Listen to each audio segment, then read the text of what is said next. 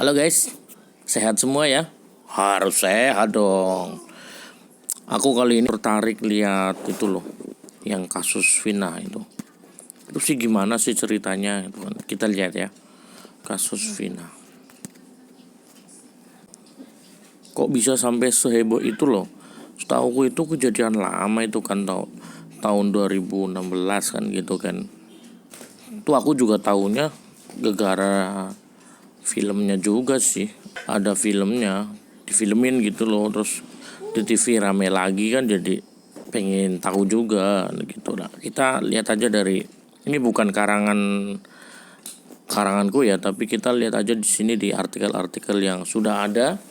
Kita lihat aja di salah satu kronologinya itu seperti apa sih tuh sampai difilmin, sampai kemudian ada yang dibunuh kan gitu kan.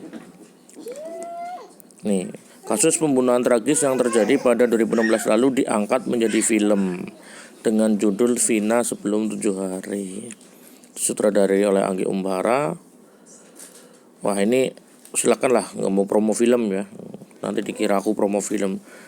Dapat fee juga enggak guys. Oke lah ya, sekarang kita lihat aja kronologinya. Yang tewas ternyata ada 2 orang itu, Vina sama sang kekasih Eki di Jalan Perjuangan depan SMP 11 Kali Tanjung, Cirebon, hingga tewas.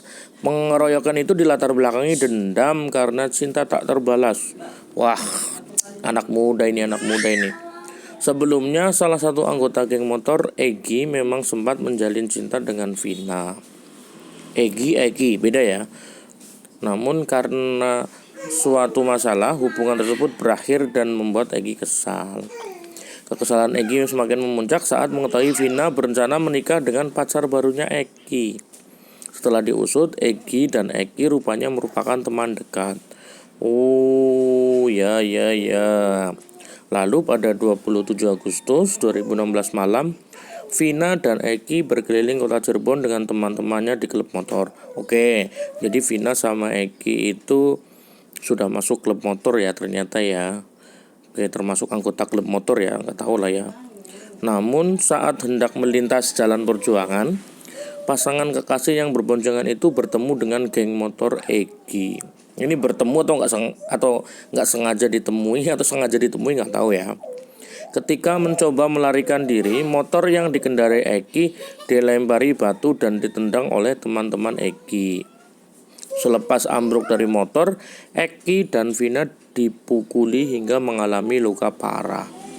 Tak hanya itu, Vina juga diperkosa secara bergantian oleh 11 anggota geng motor tersebut. Wow, sadis guys. Kejam sini, kejam. Di luar nalar ya, itu kan masih SMP ya. Berarti saat itu usianya 16 tahun. Berarti kan SMP atau SMA ini ya, usia-usia remaja lah ya.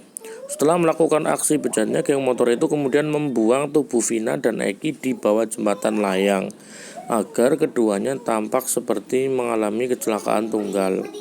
Awalnya polisi menyebut bahwa Vina dan Eki mengalami kecelakaan lantas akibat menabrak tiang listrik dan trotoar di jembatan layang.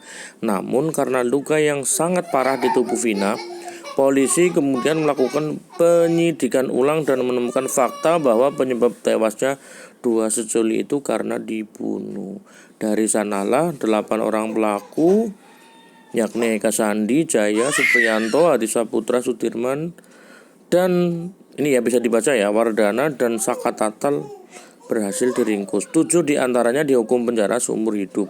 Sedangkan 1 lainnya mendapat hukuman 8 tahun penjara karena masuk kategori di bawah umur dan kini sudah bebas. Terbaru, Peggy alias Perong ditangkap di Bandung. Sementara itu 2 pelaku lain yakni Andi dan Dani masih jadi buronan.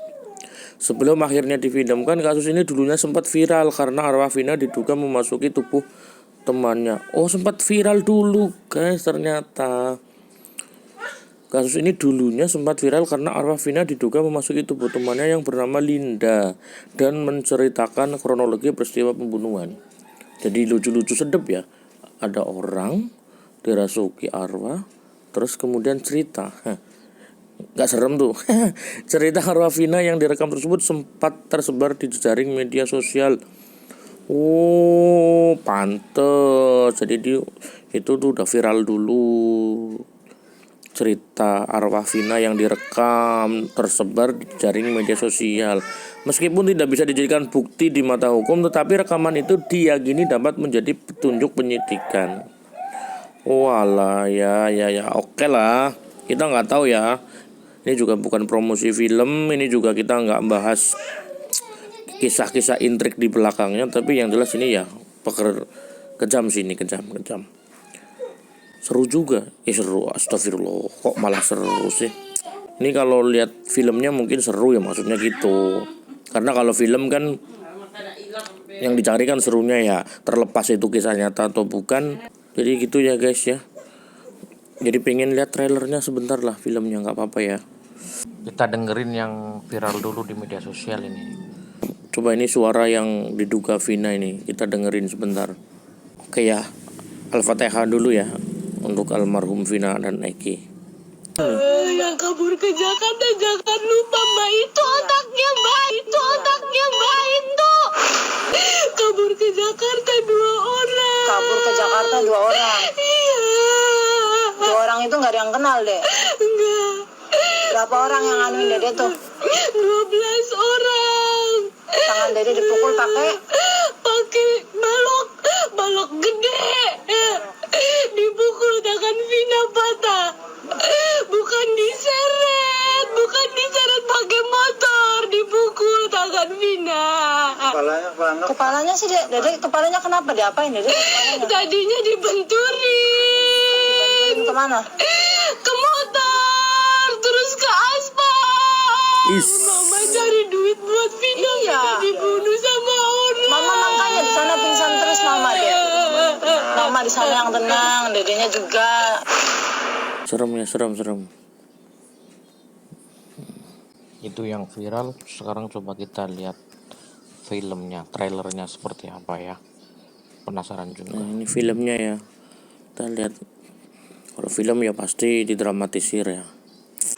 Katanya ini film banyak dikritik nih ya sama netizen sama kritikus film, katanya gitu. Karena adegan-adegannya yang vulgar, kemudian adegan-adegannya yang brutal. Tapi ya itulah film ya guys. Kadang film itu memang ya seperti itulah, memang dibuat agar orang tertarik untuk menontonnya, apalagi ada kontroversi di situ, jadi semakin orang penasaran. Tapi apapun itu kita harus bisa ngambil manfaat dari film ini ya guys ya. Manfaatnya yaitu bukan hiburan semata ya. Setidaknya kasus Vina yang udah lama ada buronan 3 orang jadi dibuka kembali, sehingga proses hukumnya dapat terus berlanjut dan dikawal.